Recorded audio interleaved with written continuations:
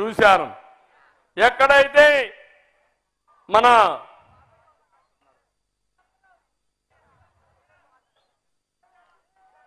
దగ్గర రావులపాలెం పక్కనే మీరు చూస్తే జొన్నాడ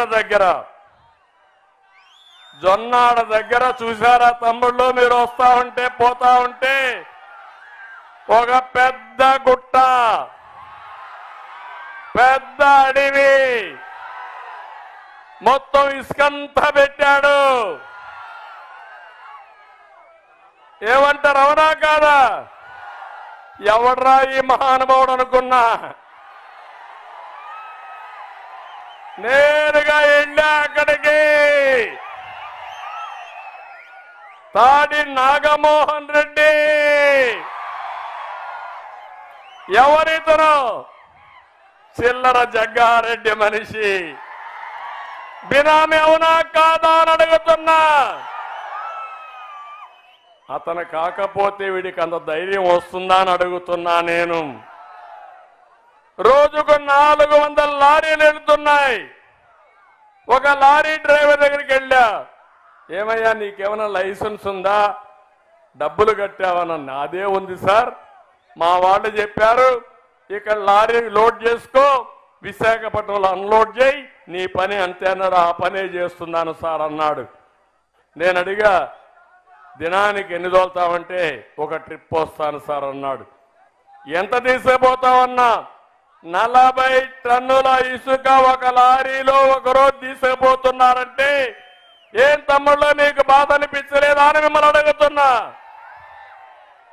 ఇది ఆవరేజ్ చేసుకుంటే దినానికి 10,000 టన్నులు ఇసుక ఇక్కడి నుంచి విశాఖపట్నం వెళుతుంది.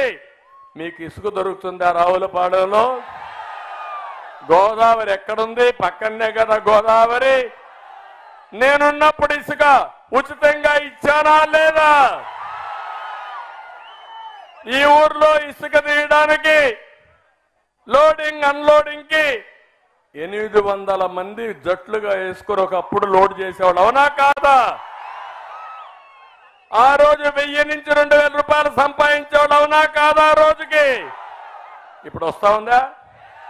వస్తా ఉందని అంటున్నా. 100 రూపాయలు అయిపోయింది. ఇప్పుడు మీరు చూస్తే మొత్తం రోజుకి ఏం తమ్ముళ్ళు 10,000 టన్నులు అంటే టన్ను 1000 అమ్ముకుంటే ఎంత అమ్ముతుందో మీరే ఒకసారి లెక్క. నాకైతే లెక్క కూడా రావడం, ఆ మైండ్ కూడా బ్లాక్ అయిపోయింది. వేరే ప్రాంతాల్లో ఒక లారీ 10,000కి అమ్ముతున్నారు అంటే 10 టన్నులు 10,000. 2,000 అమ్ముతున్నారు టౌన్ ని అంటే దగ్గర 288 కోట్లు విలువ చేసే ఇసుక ఒక్క ర్యాంప్ లో తీసుకుపోతున్నారంటే వీళ్ళని ఏమనాలి తమ్ముళ్ళు అని అడుగుతున్నా. ఇసుక దొంగలు అవునా కాదా? ఈ ఇసుక దొంగ నాయకుడు సైకో అవునా కాదా? ముఖ్యమంత్రి అవునా కాదా?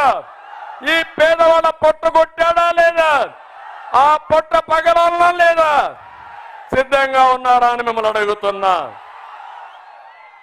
40 లక్షల మంది భవన నిర్మాణ కార్మికులు, వీళ్ళు కాకుండా చిల్లర బల్లరగా ఆ ఇసుక లోడింగు అన్లోడింగు గోదావరిలో దిగి లోపలికి వెళ్ళి తీసుకొచ్చే వాళ్ళందరూ ఉన్నారు.